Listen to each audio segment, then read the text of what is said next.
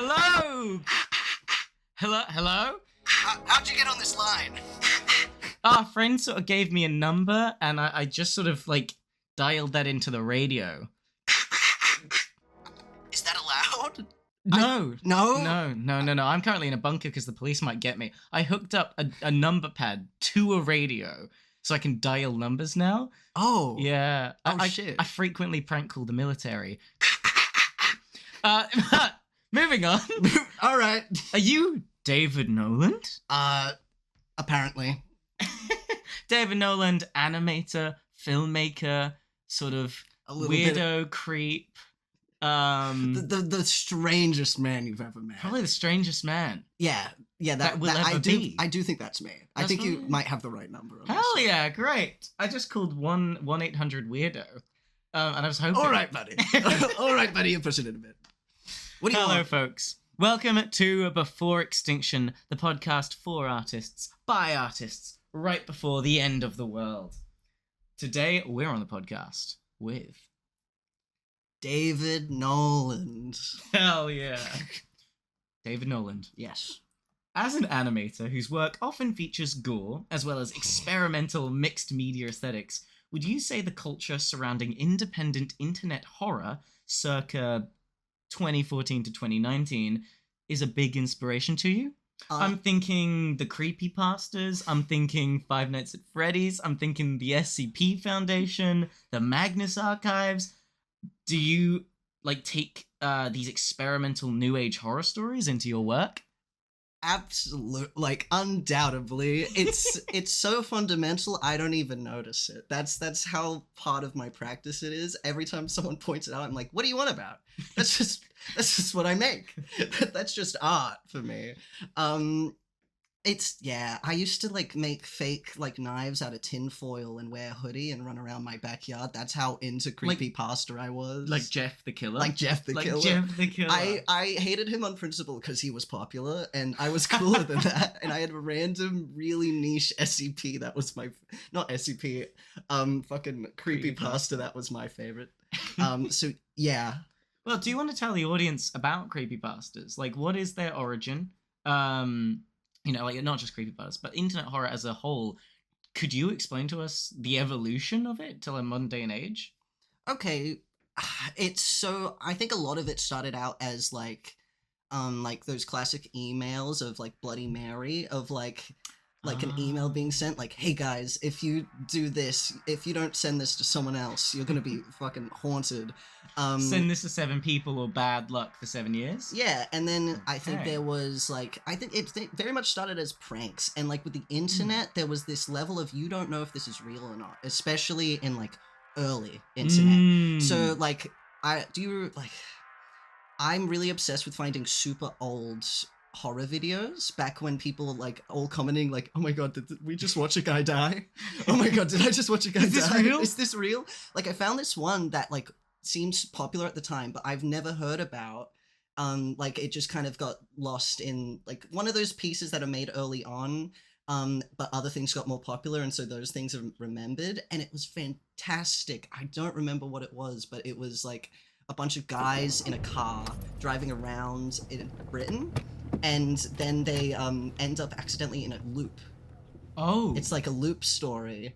And they can't escape this one patch of road. They can't escape this road. And then there's a guy who kills them, but for that bit where it's just this fear of and it's so well made, and just that kind of stuff is fantastic. I absolutely love it. So I'll always go back and try and find older horror, because people were going for selling it to people. There was this idea of there was no oh yeah, we're making something horror, aren't you scared? It was no, you just watched a guy die.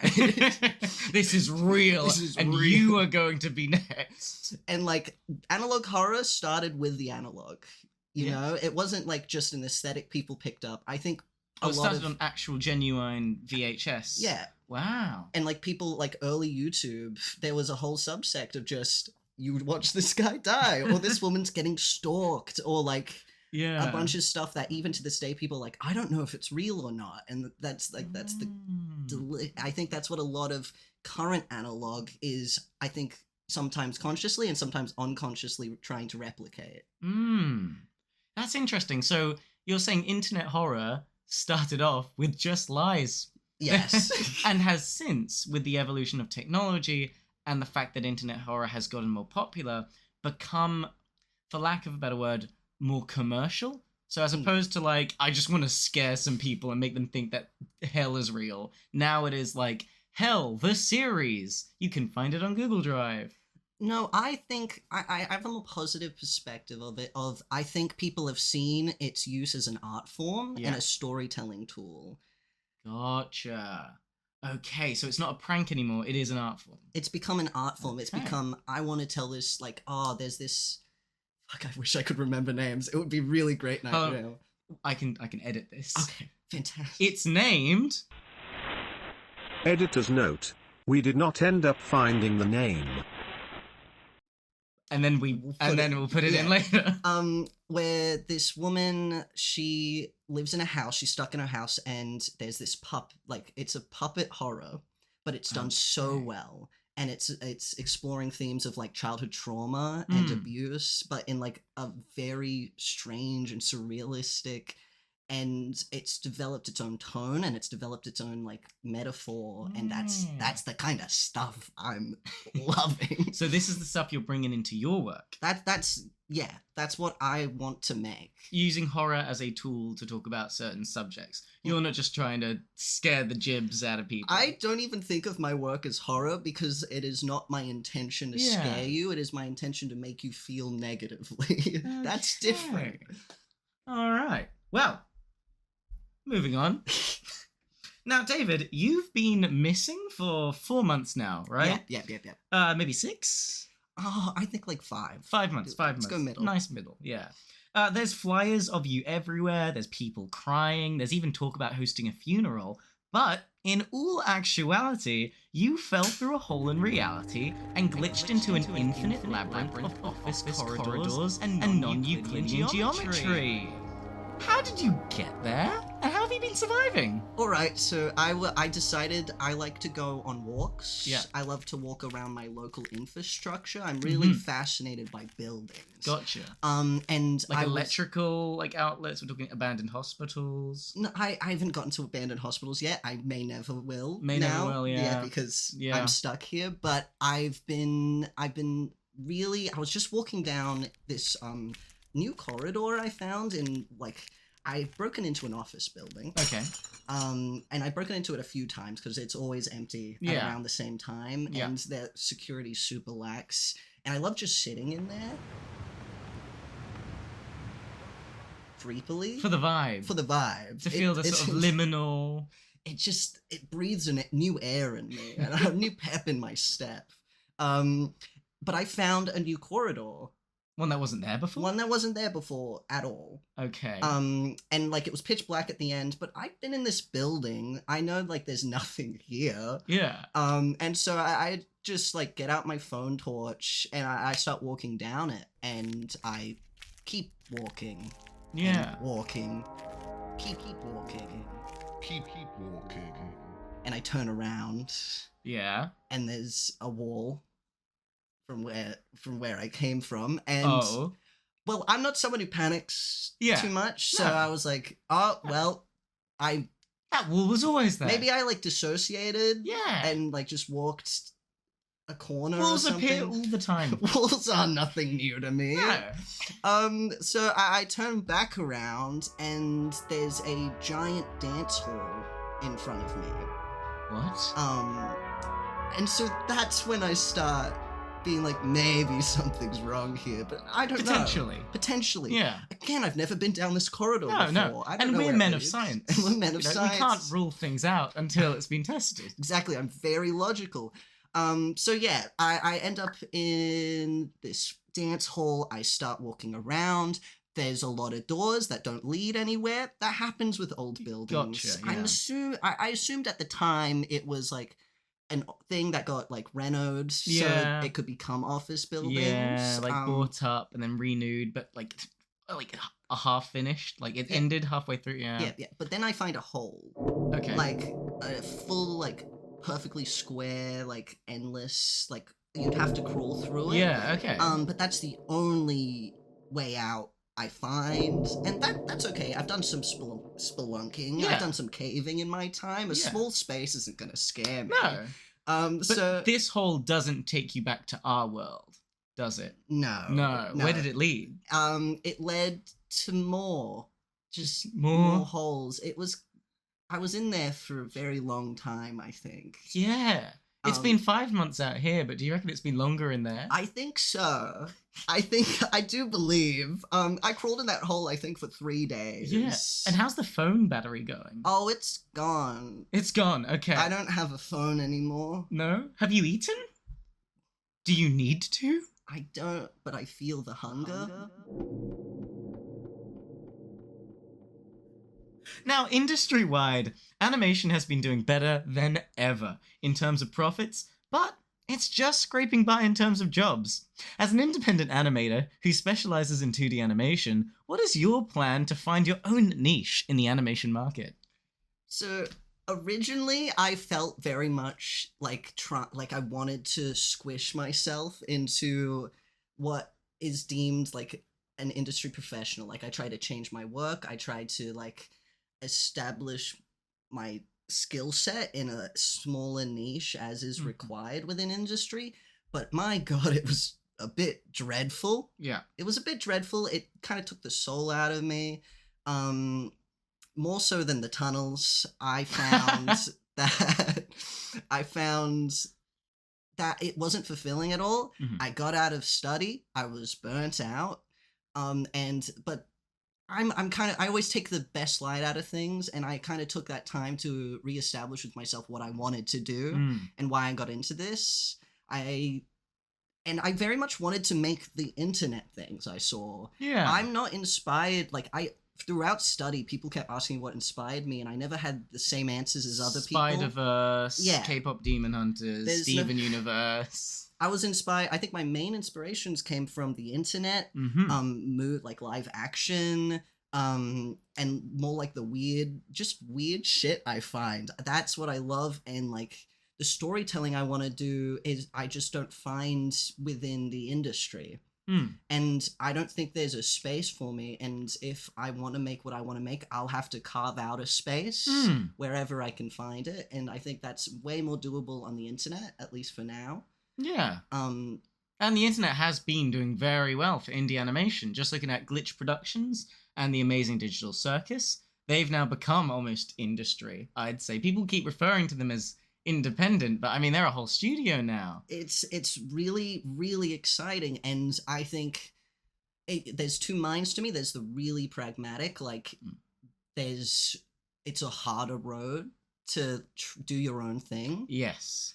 But I've never gone the normal road. I don't know why I thought I'd start now. Now, as time has gone on, and I don't think you'd be aware of this unless they sold newspapers down in the infinite corridors of that labyrinth. No, they don't. Ah, gotcha. I mean, who sells newspapers anymore? It's so old-fashioned. It's so old-fashioned. As time has gone on, more and more people have been glitching out of reality and, well, for lack of a better term, phasing through walls and floors and entering the infinite corridors that you currently are trapped in. Have you met any other survivors? How are you feeling about the vast and free accommodation within this infinite sprawling labyrinth compared to the current housing crisis in Australia? Really good question. I met this one guy. He really put me off interacting with other survivors, though. Yeah. He'd been here, I think, for longer than me. Okay, gotcha. Kind of lost his mind to the madness. Yeah. And is an absolute downer. Yeah. Absolute downer. Did he still look human? For the most part, he did keep he hid most of his body within his clothing. Gotcha. And how tall was he? I think 7 foot. 7 foot. Okay, gotcha. About as tall as the corridors had started getting. Weird. Yeah. So yeah, he was fine. We kind of I can't be judgmental, It's hard out here. So I left him to do his own thing.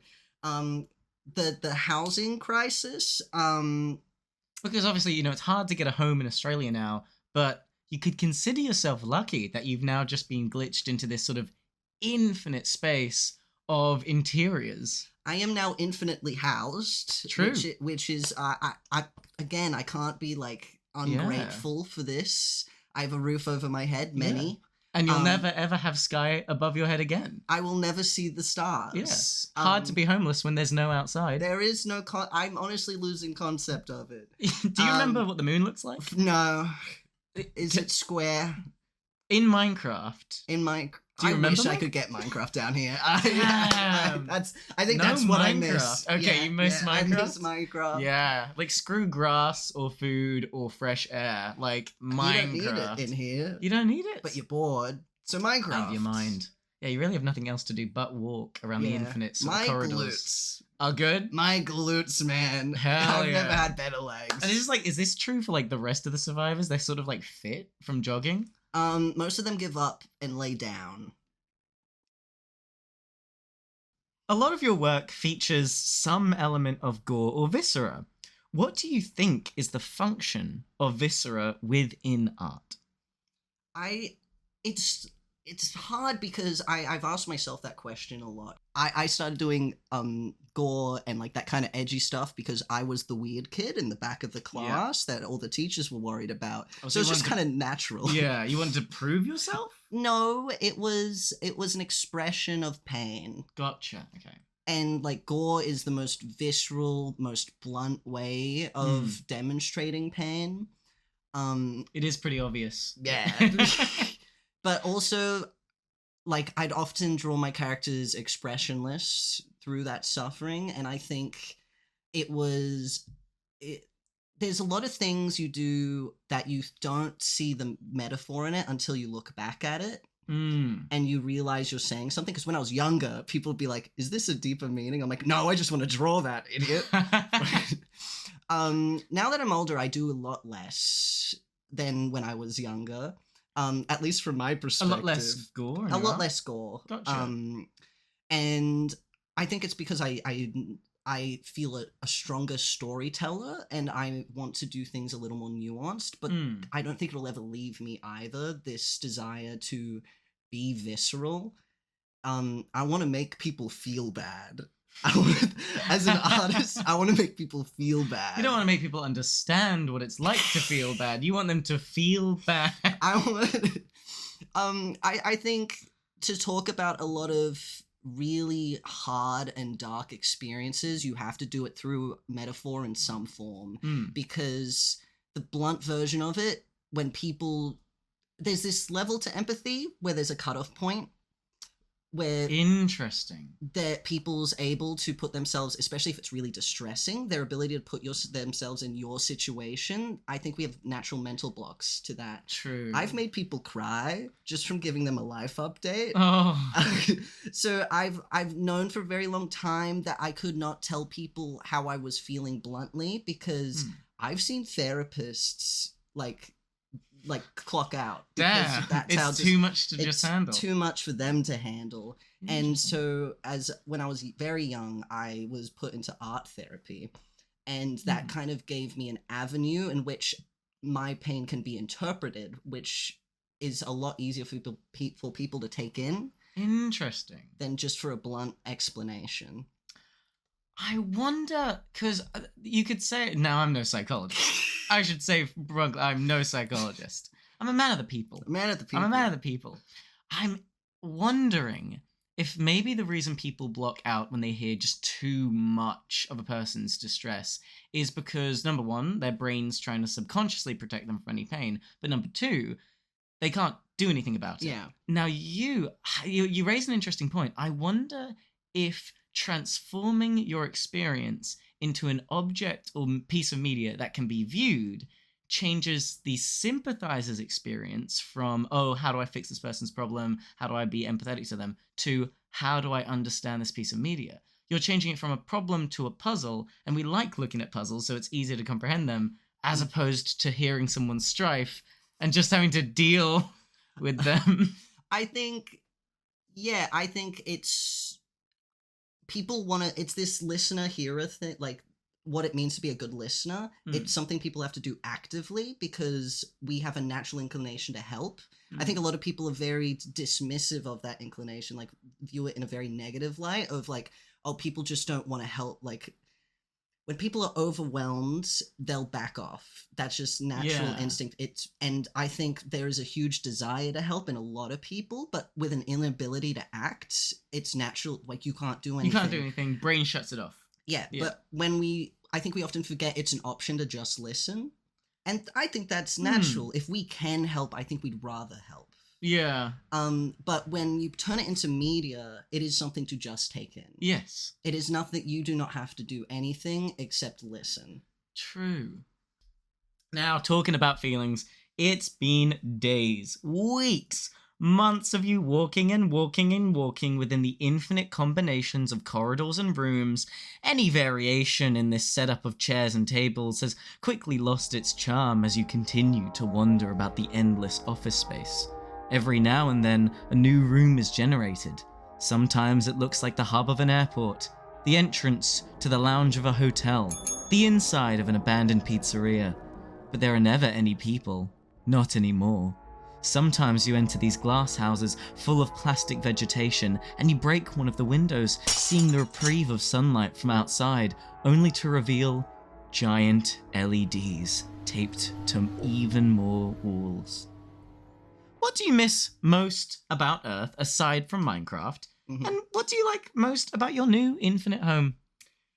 I think I miss more architectural variety. Gotcha. Because, like, yeah, it's only a new room every few days now. Okay. And so it's really, it's starting to lose its charm. Yeah. Like, I want to see some, like, Victorian styles, some, like... Oh, because it's all modern century? It's all modern century. Ah. And that's not even my favorite. Like, I liked it a little bit when it's, like, office spaces. Ooh, brutalism. Yeah, but it's getting a little old. Trees were cool. Trees were cool. I could climb them. There's not much to climb here. No. No fences for me to climb, which is, I really miss that part. I do love grabbing new things. Like, if we get a new room, like the glass, I turn that into quite a beautiful spread. Like, I've been making art, you know? Just because you're in the infinite rooms doesn't mean you got to stop practicing. Yeah, right? Because you never know when you're going to get that connection through LinkedIn. Exactly. Yeah. Exactly. So I've been continuing to... I've been getting more into sculpture, new art forms. Drawing with my blood just very quickly got old. Yeah. Did it scare you when you never ran out? Yes. A lot of puddles, and I didn't like leaving like evidence of which way I went. Like, I'm okay leaving like a little something for the new survivors, but I don't want them to follow me.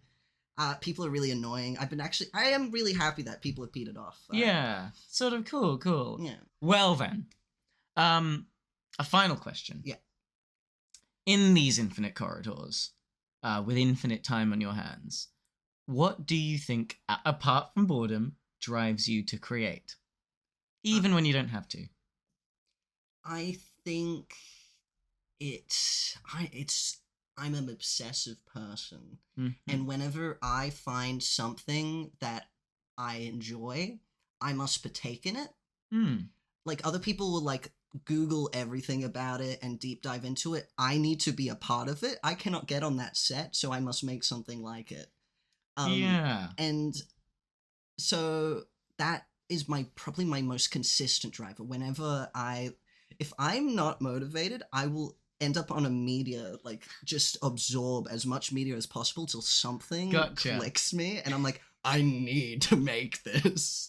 I need to know how it works functionally and artistically, and I need to replicate my favorite parts.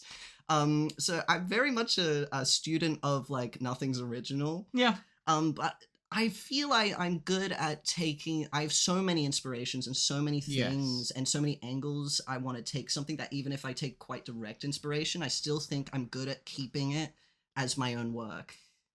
Well, with that being said, before we wrap up, is there anything you'd like to plug? Anything you'd like to advertise? I'm currently working on 3 things because that's the kind of person I am. I'm doing... a return to form. I used to do a lot of animatics, like to music, like on YouTube. You know those ones? Oh gosh. Yeah. So I'm doing one to Mitski right now. It's black and white. It's really fun to do.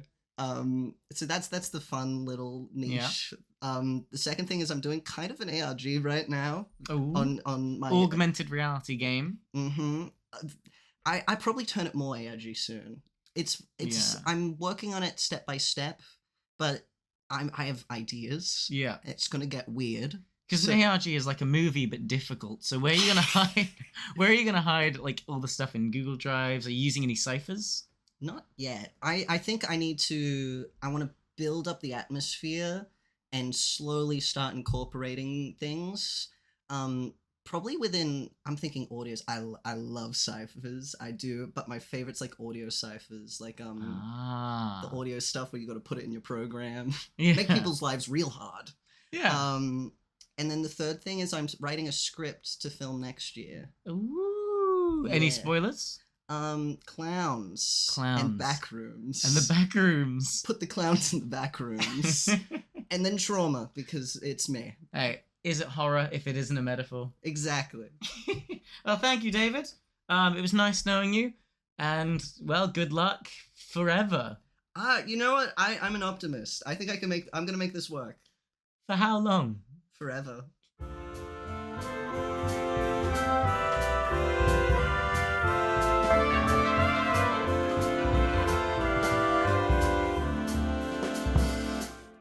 I hope you enjoyed that episode, folks. Today I want to thank Omar Rahani for that cool new intro music. I also want to thank David Nowland for tagging along on the podcast.